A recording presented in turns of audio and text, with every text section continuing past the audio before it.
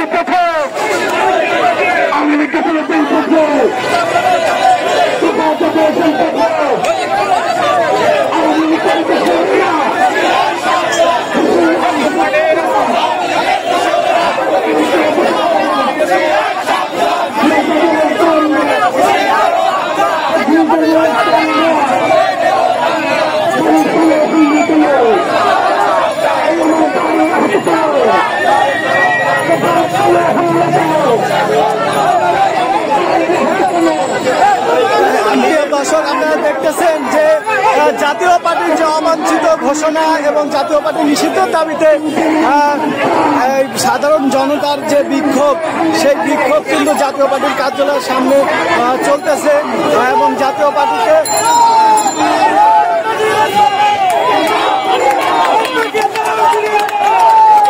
আমরা দেখতেছেন, আপনাদের দেখানোর চেষ্টা করতেছি এই জাতীয় পার্টি